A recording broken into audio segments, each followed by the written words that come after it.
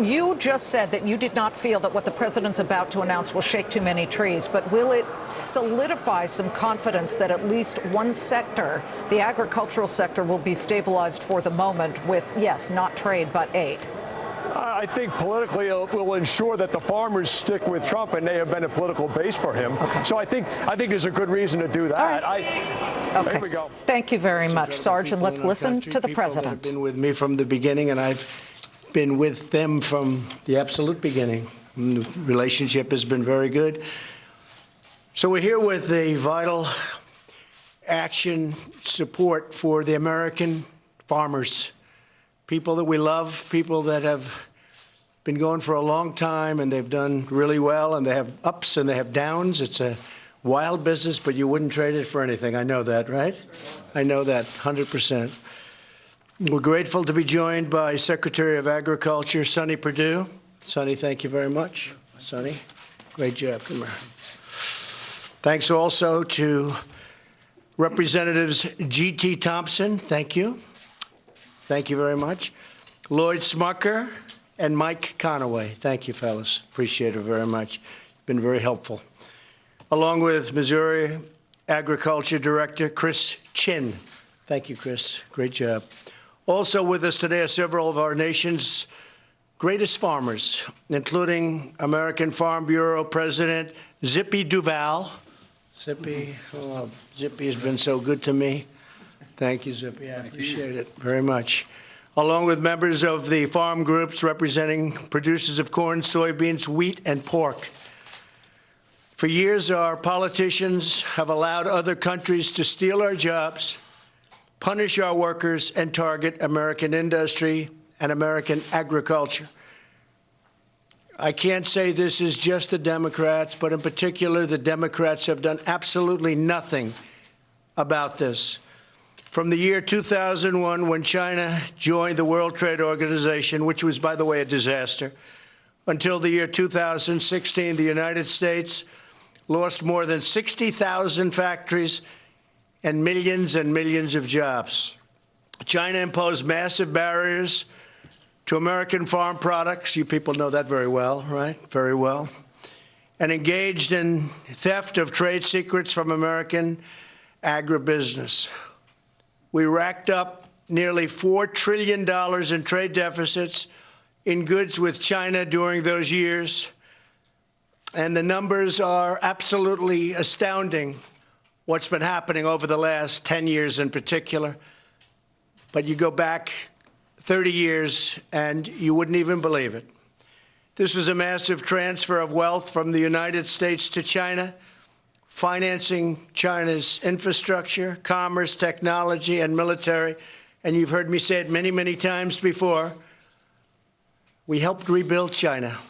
You've also heard me say I don't blame the Chinese. I blame the people that were standing right here before me and their representatives to allow that to happen, to allow China to get along and be able to do that. And they did it like nobody else has ever done it before. And you know, the United States has been taken advantage of for many years by many countries, but nobody's done it like China.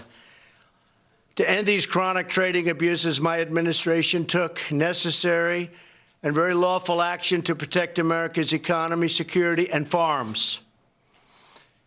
We're taking swift action to remedy all of the injustice that's been done over the years.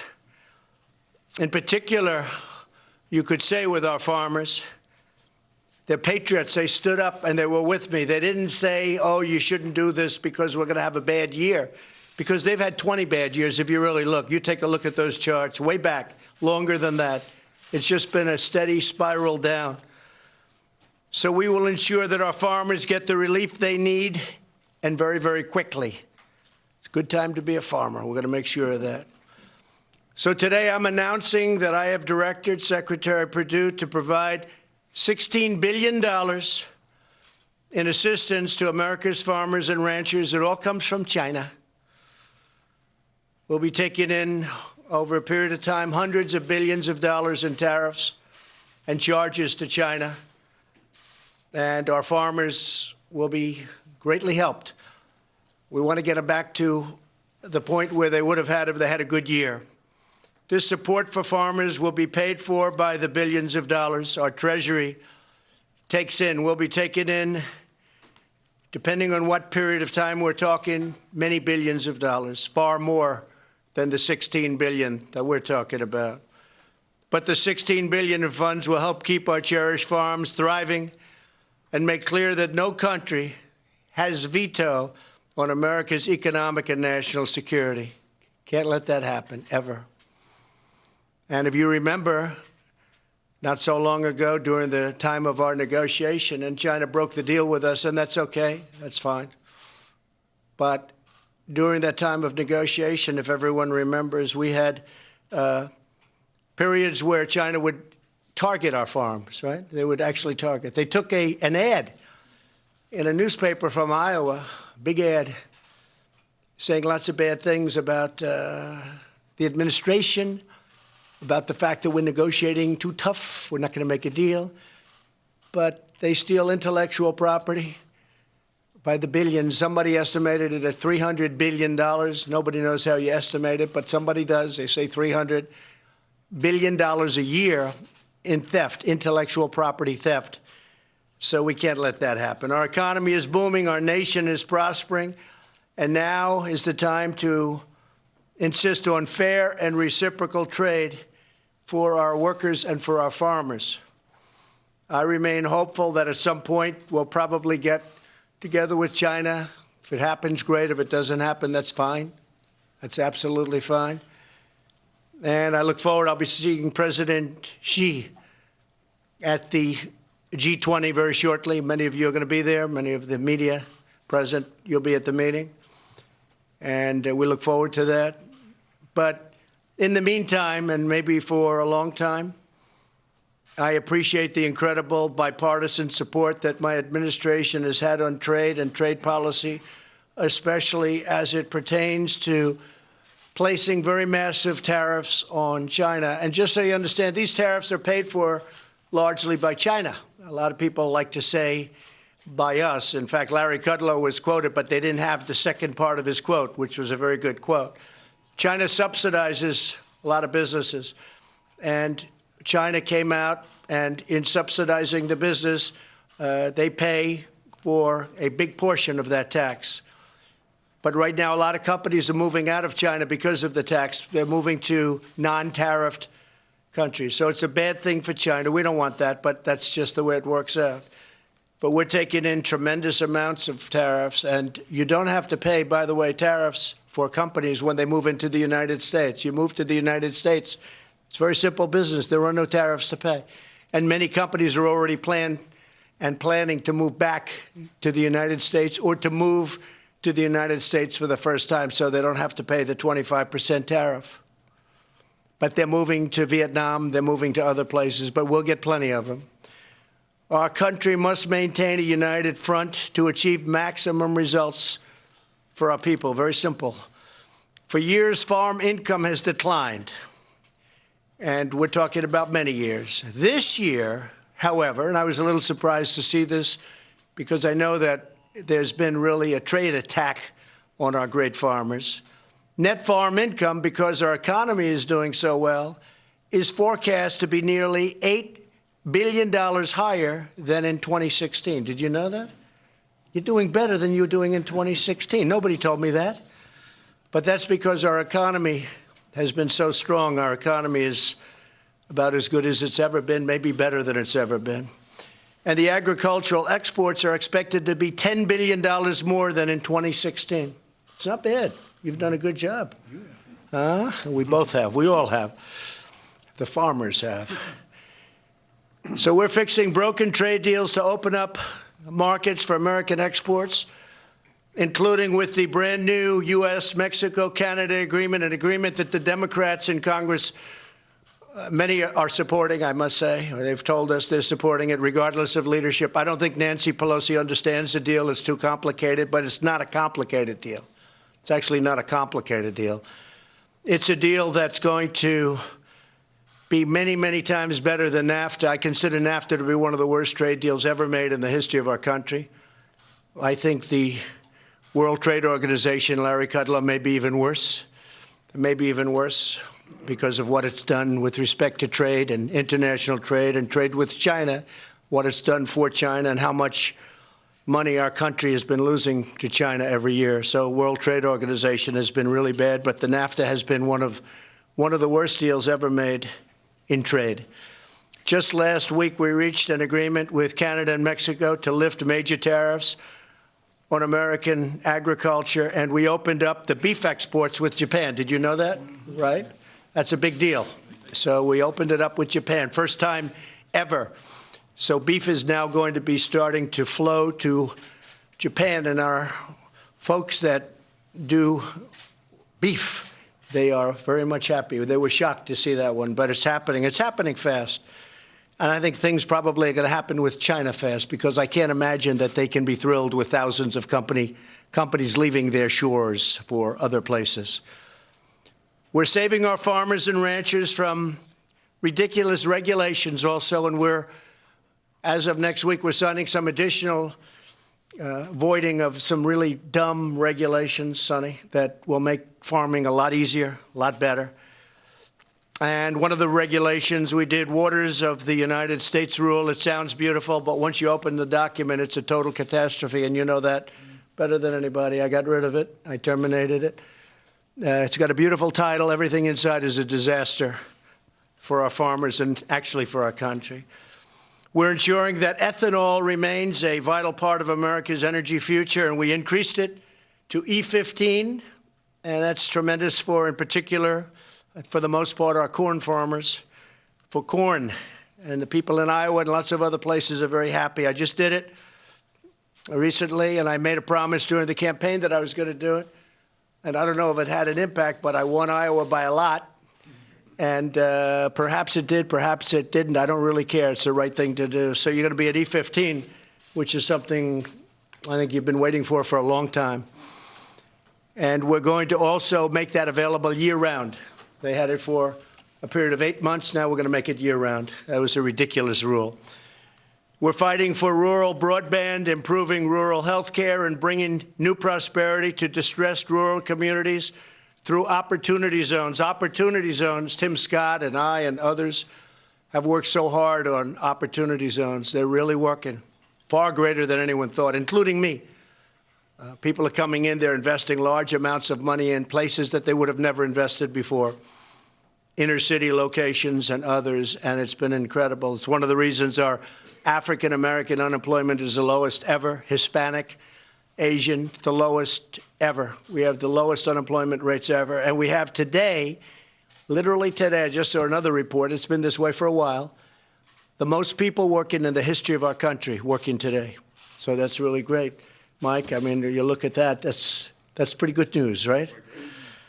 So our nation will always be proud of the unmatched grit and faith and skill of the American farmer.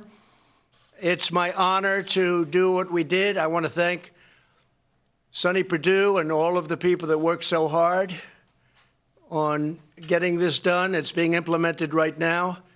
Billions of dollars is already flowing into our treasury that we never saw before. We never saw 10 cents from China. China didn't give us anything. Now they're giving us billions. And some of that money is going to go to the farmers to help them out during a period where trade has been very unfair to them. So I'm very honored to have done this for you. And I don't consider it a gift at all. It's not a gift. You know, one of the meetings I talk about, I've never seen anything like it. About 6 months ago, I was with the American farmer. I had about 25 of them in the cabinet room. And I said, well, you know, maybe what we can do during the trade, this was in the midst of a big portion of trade with China. In the meantime, China agreed to buy a tremendous amount of soybeans, but this was before that. And they were really going, and they were, as I said, they were advertising and doing a lot of negative things to our farmer. And I said, you know what we'll do? We're going to do a subsidy program. We're going to help you. And one of the farmers looked at me and said, we don't want subsidy, sir. I said, what are you talking about? You don't want subsidy? Everybody is asking me for subsidy. Everybody, Sonny, is asking us for money. They don't care what you call it. They all want money. And they didn't want money. He said, just give us a flat table. Just give us a level playing field. He said, we don't want any handouts. We don't want subsidies. We don't want anything, sir. Just give us a level playing field. And I said, I can't believe you're saying it. Literally, I've been with so many different groups, and if I said I'm going to give you subsidy or I'm going to give you money, they jump. They're so happy. Your people did not want it. You understand exactly what they took. You, the potato man, yes, I do. Right? They don't want it because nobody can compete with us. Nobody has the equipment we have. Nobody has the skill we have. And I would say nobody has the soil and land we have. Wouldn't you say that? So we're giving them a level playing field. And we're helping out a little bit during a time of trade. I don't want to say war because I don't think it's a war. It's a war. If it's a war, we're winning it very big. But we're taking in a lot of money. We're going to help out our farmers. And we're giving them that level playing field that's so important. So I want to thank all of the farmers for being with us. And I want to thank our great congressmen and senators that have been so fantastic. God bless America's farms. God bless our country. And again, thank you, Sonny and Larry, and all of the people that worked so hard on getting this done. We're in a very strong position. Our economy has never been better. Okay, thank you all very much. Yeah, go ahead.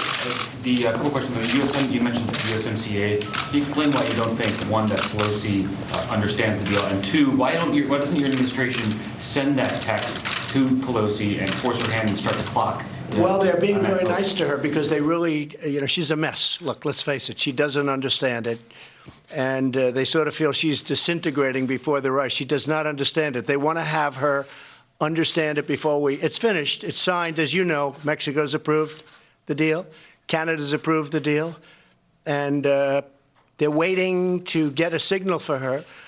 Now, I would say this, the farmers should start talking to the Democrats in the House. The Senate's ready to approve it, the Republican Senate, but the Democrat House is not. Pelosi does not understand the bill. She doesn't understand it. Even though unions are in favor of it, farmers, everybody just about is in favor of it. It's a replacement for, as I said, the worst trade deal ever made.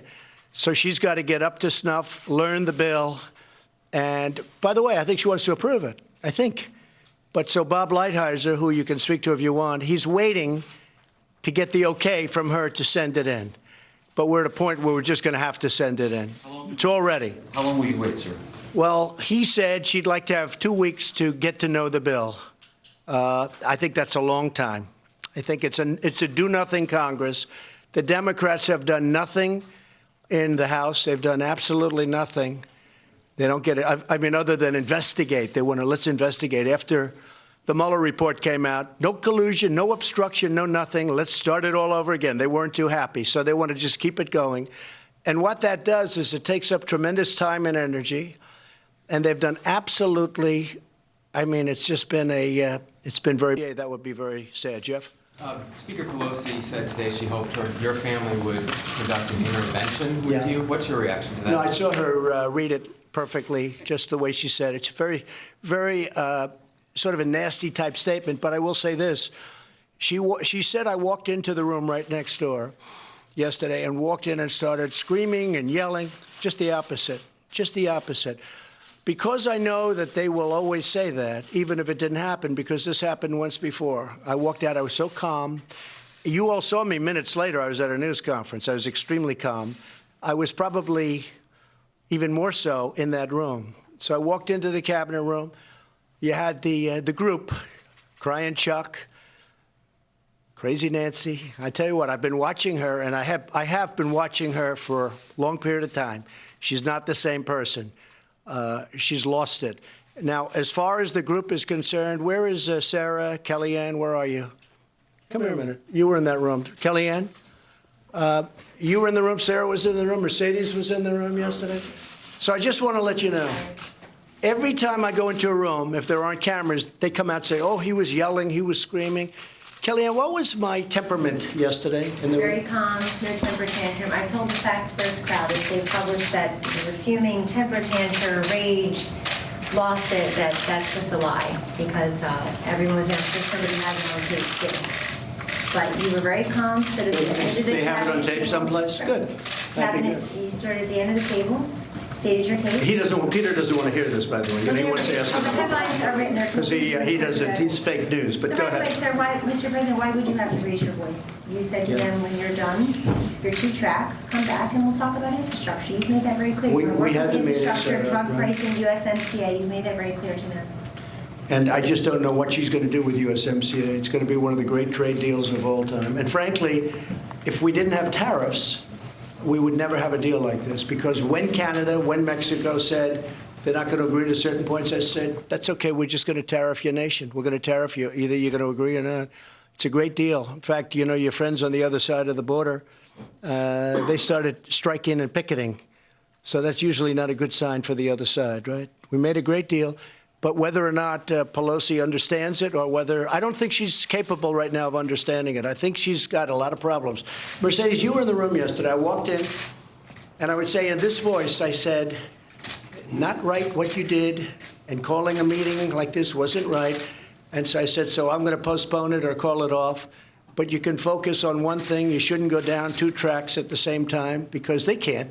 They're so, the whole Democrat Party is very messed up. They have never recovered from the great election of 2016, an election that I think you folks liked very much, right? Well, Nancy Pelosi was not happy about it, and she is a mess. Let me ask you this, Mercedes, you're always a straight talker. You were in that room yesterday? Yes, sir. What was my attitude when I walked in? Did I ever scream? No, you were very calm and you were very direct. And you sent a very firm message to the Speaker and to the Democrats. And it's very discouraging and disgraceful to see that the Speaker would decide an hour before coming to the White House to make those comments, call it that there's a cover-up, and then stride into the White House and expect there to be a constructive meeting. You know, we want to solve these big issues of infrastructure. We want to solve these big issues of USMCA. You yourself have tried time and time again to negotiate and work with them on issues like border security, which they call a manufactured crisis. And it's time for them to wake up and to stop waging this political war and these endless investigations and start to really find the solutions that the American people are looking for, that our farmers are looking for. Right. And I think it's going to be very hard for Nancy Pelosi to stop that. Now, they're a do-nothing group of people. The Democrats have done nothing other than obstruct. They're obstructing this country, but they are obstructing. And it'll be very interesting to see whether or not they approve the USMCA, which we need. Is Sarah there? Sarah? Larry was called out. Mr. Larry's there. Larry, were you at the meeting? Yes, sir. Oh, fantastic. The great Larry Kudlow. Could you come here, please? You're not afraid of television, I know. We're going to take care of I think Larry. he's done more live television. Maybe Regis has you by a little bit, right? Not by much. Larry, you were at the meeting yesterday, right? So they have this narrative that they want to put out, because I saw Crying Chuck yesterday, and he went out and he said he was stomping and he was this and that. And Larry, you were there. There were many people there, by the way, many people. We can get you 20 other people to say this. What was my attitude yesterday at the meeting? Mercy's right. Kellyanne's right. You were very calm, and you laid out the case. You had a lot of numbers of what you've contributed in terms of paperwork and witnesses and so forth. While you were there, they didn't say anything. Speaker didn't say anything, and you left. You made your case. Back to Well, it work. was very calm, very Much calmer than some of our I would trade say, meetings. I would say calm, like I was at the news conference minutes ago. Mr. Minutes President, I later. wanted to say one more thing. When the 12 Democrats were here on April 30th for the first meeting, they went out to the sticks and addressed the press. And I think you should go back and play Speaker Pelosi's comments from that day, because she made very clear that it was a productive, constructive move toward infrastructure. And some of you asked her, how will you investigate him and work on infrastructure? And she said, we didn't talk about investigations. We're here to talk about infrastructure. So that changed yesterday, an hour before she came here. And there's really, if you look at it, hi, Sarah, we're just talking about the meeting. You were there yesterday? Yes, were you? Yes. Just come forward. Does anybody know Sarah? How come you, Sarah? Sarah, we're just talking about the meeting yesterday. The narrative was I was screaming and ranting and raving, and it was terrible. I watched Nancy, and she was all crazy yesterday. She did the hands and everything. She reminded me of Beto. She actually reminded me of Beto, maybe a little bit worse. But just out of curiosity, you were there. What was my tone yesterday at the meeting? Very calm. I've seen both, and this was definitely not angry or ranting. Very calm and straightforward and clear. That we have to actually get to work and do good things for the American people, and it's going to be impossible to do that if we're spending all of our time fighting. So, Couldn't have been more calm. I then respectfully said, Sorry to inconvenience you, and I left the room. I then went directly to the press conference, right? The reason I asked them to say, because this happened to me once before with the same group, Crying Chuck. I don't want to say Crazy Nancy, because if I say that, you're going to say it's a copy of Crazy Bernie, and that's no good, because Bernie is definitely crazy. But I did it because we had this instance at least once before where I was very, very calm on another occasion. And they walked out to the sticks, and they said it was horrible. He was ranting. He was raving. He was pounding the table. The reason I didn't do that is because I didn't want them to say I would do that, but they said it anyway. And so I thought they may say it again. So I'm very glad that you all saw. Were you there, Hogan? You know about it. But I've seen the first one, Mr. President, and that accusation that you pounded your fist, and I'll be honest, you have every right to do that. We face a crisis on our southern border, and they've done nothing. They have not worked with you. All they've done is mocked and derided you. In fact, calling us liars, calling you a liar for calling out exactly what's happening at the southern border. You laid out the case of them. They refused to work with you then, and they're refusing to work with you now. These are bad people. You know, a lot of people say deep state. I don't say deep state. We have a lot of bad people, and I think they're being found out. I think right now, I saw where Comey is blaming this one, and Brennan's blaming another one, and they're going against each other, and Clapper, I think yesterday, maybe is blaming President Obama. Oh, so surprised to see that happening. Got a lot of bad people. You got a lot of bad people, and it's a shame. But I said to everybody before I walked in, I said, I'm going to be very calm because I don't want them going out to the press and saying that I was anything but calm. So I was extremely calm, very much like I am right now. And it was sad when I watched Nancy all moving, the movement and the hands and the craziness. And I watched it. That's, by the way, a person that's got some problems. But when I watched that this morning, then I went over to Arlington National Cemetery for a very beautiful moment with the First Lady. But I watched that this morning, and that's just a narrative they want to put out. And I think it's pretty sad when they have to play that kind of narrative. I think it's a very sad thing for our country. Yes, Peter? Mr. President, a couple questions I want to ask you about the disaster aid bill and about John Walker Lynn. But first, just to confirm some details as it relates to Nancy Pelosi. She says that you want to be impeached. Do you want to be impeached? I don't think anybody wants to be impeached. But I'll tell you what. We went through 2 years of Bob Mueller with 18 people that hated Donald Trump. Many of them contributed to Hillary Clinton's campaign. One of them in particular, Weissman. 18 prosecutors, FBI agents all over the place, 500 interviews, 1,400 pages of documents that I gave. I didn't use presidential prerogatives or anything having to do with the powers of the presidency. I let everybody go up and speak, including the counsel, White House counsel. I let them speak for 30 hours, as they tell me, 30, 32 hours. I never once said, I could have stopped him very, I should have said, no, I don't want White House counsel to speak. I don't want Sarah Huckabee to speak, who went up there also, I believe. Everybody. I didn't have to let any of them go. Now, maybe I would have lost in court. I doubt it. Everyone tells me I had the total power to have that stopped. With all of that, after 2 years, no collusion, and findings that strongly led a great attorney general to be able to rule no obstruction. Okay. Now I thought it was over. And now Jerry Nadler, who I fought for a long period of my life because he's from Manhattan, he's a Manhattan congressman, and before that, something else. But I fought him and won. I fought him very successfully. And as I said yesterday, lo and behold, I come down to Washington as president. And who do I have again? Jerry Nadler. I know him well. I've had great success against Jerry, and I will again. But it's very unfair when you go through the House and then the House again, and then you go through the Senate, and then you go through FBI.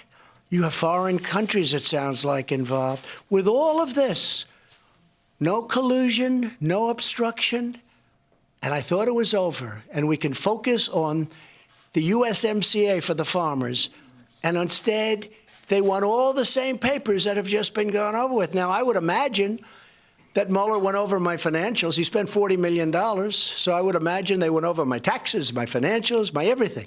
But now we have to go over it again. I've been doing this for 2.5 years. They started, in my opinion, we'll find out, because I think a lot of people want to find out. I think it started moments after I came down that beautiful escalator in Trump Tower. So I've been under a phony investigation based on no facts, based on an overthrow of the president. And I'm very proud of the way we've come out, very proud. But now, Peter, we have to go through it again. The American public is not standing for it. I saw some polls this morning, 60, 65% against, and that's with a lot of Democrats. So I think it's a bad thing for our country.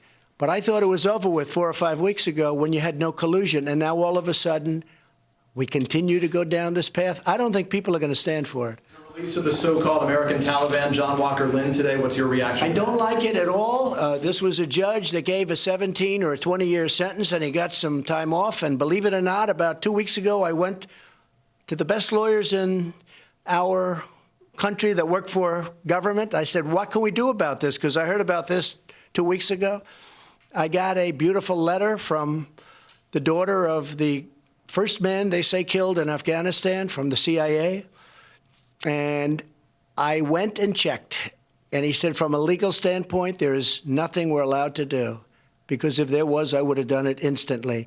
But we'll be watching him. We'll be watching him closely. What bothers me more than anything else is that here's a man who has not given up his proclamation of terror.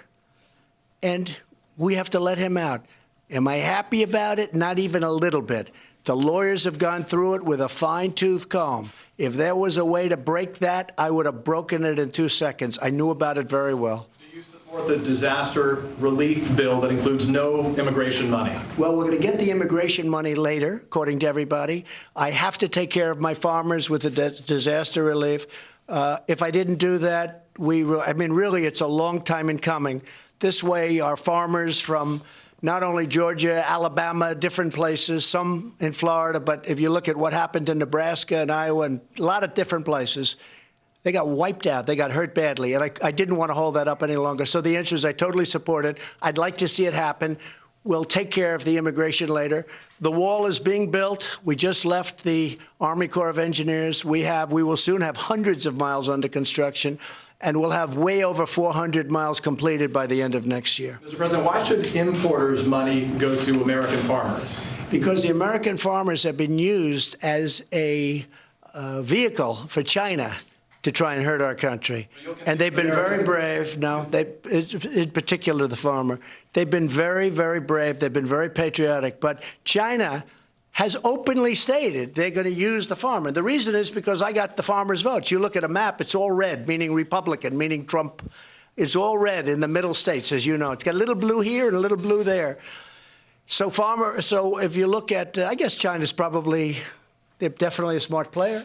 They went out and they said, we're going to attack the farmers, and they did. And the farmers said, you know what? We're with our president. I never heard, even on some of the networks and cable channels that are negative, I've never heard any of the farmers speak badly. They said, you told me that, Mike. The president he's doing the right thing. They've been unfair to this country. And they're not talking about farm, they're talking about everything. China's been unfair to this country for many, many years. Finally, we have somebody that's fighting back. And by the way, successfully fighting back. We're talking about hundreds of billions of dollars. But I've never had a farmer come out and say, I'm not doing that well. They say, just go and do it. You're going to end up better, much better in the end. And again, if you go back 20 years, the farms have come down. The prices have been coming down for many, many years, long before I ever thought about doing this. So we're going to be very successful. But in the meantime, they have been attacked. The farmers have been attacked by China. And all I'm doing is helping them get that beautiful, flat, nice, level playing field, right? Okay? Thank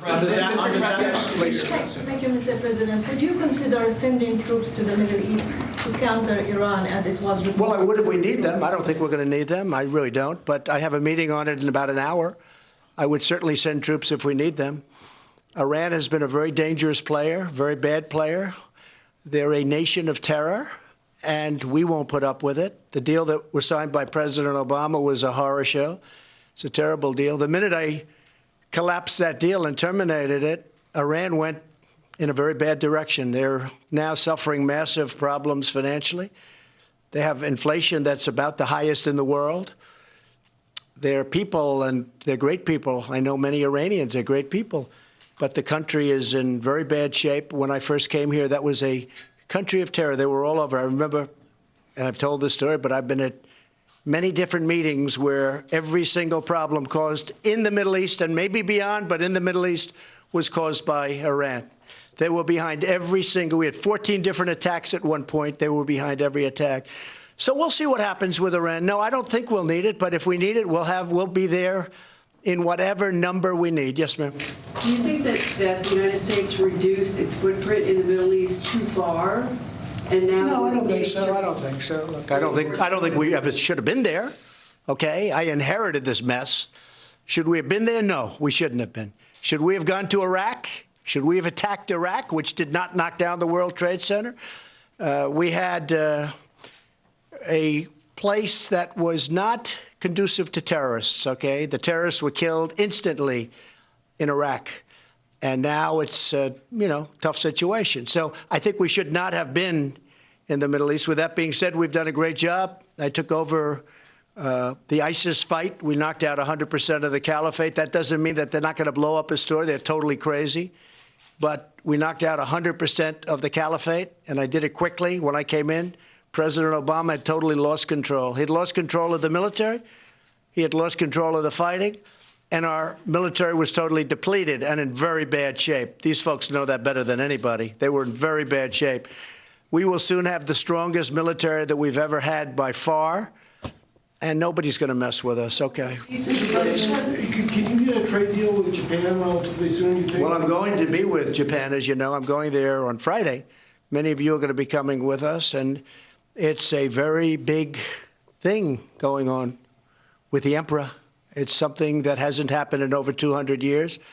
I am the guest, meaning the United States is the guest, but Prime Minister Abe said to me very specifically, you are the guest of honor. There's only one guest of honor. You are the guest of honor. I represent the country. With all the countries of the world, I'm the guest of honor at the biggest event that they've had in over 200 years. So it's a great thing, and we get along very well with Japan. I get along very well with the Prime Minister, so we're going to be spending 2 days over there. Yes, ma'am. Mr. President, is there anything that you are willing to work with Democrats on now? Because everything. I'd like to work with everything. No, they have to go down their track. Let them get rid of the nonsense first, and when that's done, we'll go very quickly. We can go very quickly. Infrastructure is very easy. For me, that's very easy. But you can't go down 2 tracks at the same time. It doesn't work that way. Their whole focus, let me explain, their whole focus is on 2020 and trying to demean the Republican Party and demean the President of the United States as much as possible so that either we get his poll numbers down to a point where he can't win, except strange things happening. My numbers are going up. Someday you'll explain that to me, Kelly. But my numbers are going up. But it's very interesting. So they either want to demean so much or they want to try and get him out of office any way we can. I mean, you had one gentleman, Green, Congressman Green. He sounds like a real beauty. He said, the only way we're going to beat him is to impeach him. How about that? The only way, did you see that statement, fellas? The only way we're going to beat him is to impeach him. That is a terrible thing for this country. Investigating, will you raise the debt limit? Will you sign a budget? Will see what happens. We'll see what happens. I'm a very capable person. We're going to see what happens. I can tell you this. Let them get this angst out of their belt. And when it is, we can do things so quick, your head will spin. And one thing they can do is approve the USMCA so that we have our farmers taken care of. And by the way, not only the farmers, it's every industry. But they can approve the USMCA so we can take care of our farmers, our industries, our auto industry. And one of the beautiful things, one of the beautiful things about the USMCA, and to me the most important part, I used to talk about this 20, 25 years ago as a private person, and for whatever reason, you'll explain this to me, I always got a lot of publicity. So if I said something, even as a private builder or whatever I was doing at the time, I would get a lot of publicity, and without a lot of trying. And I was against certain things. But if you look and you take a look back, you'll see all of the things that you're talking about and all of the things that you're asking about, I was against at that time. And I'm still against. I haven't changed very much. been very consistent. I'm an extremely stable genius. Okay. Yes, go ahead, Jeff. Mr. President, you mentioned China a few times today. Given the tension now, not only over trade, but over Huawei and technology, what likelihood is there that there will be a trade deal? Well, there's a possibility. I think probably a good possibility.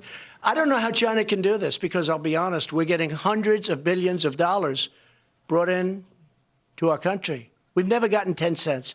We're getting hundreds of billions of dollars coming into our country. And I'm helping the farmers. Right. But you know what? That help is a very temporary help because they'll pay it back 100 times over. They will with what they do, with the importance of what they do. But Huawei is something that's very dangerous. You look at what they've done from a security standpoint, from a military standpoint, it's very dangerous. So it's possible that Huawei even would be included in some kind of a trade deal. If we made a deal, I could imagine Huawei being possibly included in some form of or some part of a trade deal. How would that look? It would look very good for us. The Huawei part, how would you design that? Oh, it's too early to say. But, I mean, we're just very concerned about Huawei from a security standpoint. Sir, the Constitution says treason is punishable by death. You've accused your adversaries of treason. Who specifically are you accusing of treason? Well, I think a number of people. And I think what you look is that they have unsuccessfully tried to take down the wrong person. If you look at Comey, if you look at McCabe, if you look at probably people higher than that, if you look at Strzok, if you look at his lover, Lisa Page, his wonderful lover, the two lovers, they talked openly. You know, they didn't use their private server because they didn't want to get caught, so they used the government server. That was not a good move. He talked about the insurance policy just in case crooked Hillary loses, and that didn't work out too well for them.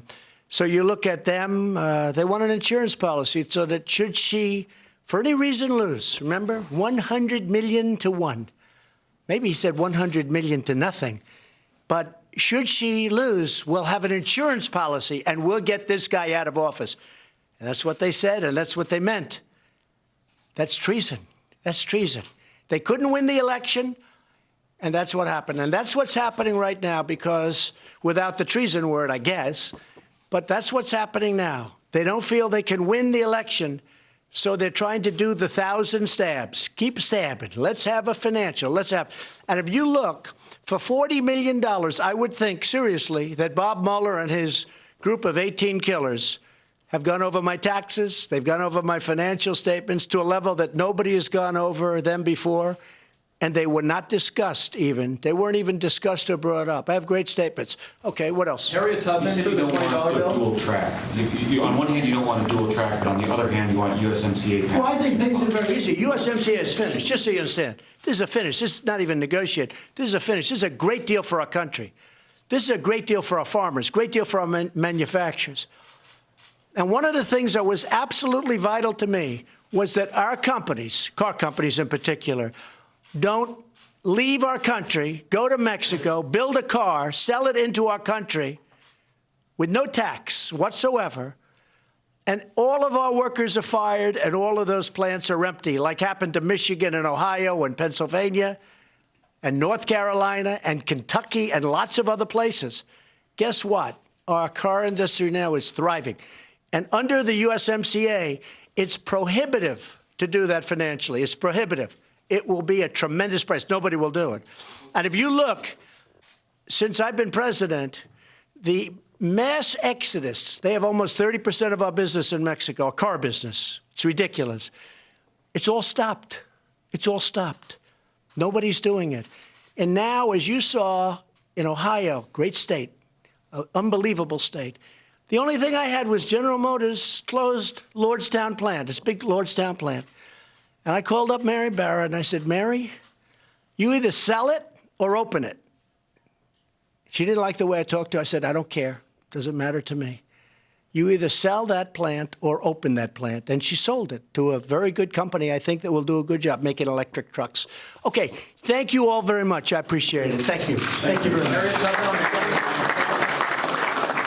All right, President Trump live from the White House, wrapping up an event that, if you joined it late, was called to announce a more than $16 billion aid package for American farmers who've been hit hard by the trade war. But then as the president went on and started taking questions from the press pool, we went in a whole range of different directions. Oh, yeah. He talked about basically everything under the sun there, and we're keeping an eye on this because sometimes he tends to go back and say something else to the microphone, so we won't let that happen without telling you about it. But he did, I mean, there was a lot of time spent on Speaker Nancy Pelosi and, you know, sort of the dust up from yesterday and Mueller and et cetera. But some of the news that came out of this, I don't know. I mean, you picked up the Huawei piece. I'll let you do that. Well, I thought it was interesting at the end when he was asked about the Chinese firm Huawei and how they might be part of any trade deal that was eventually reached with China.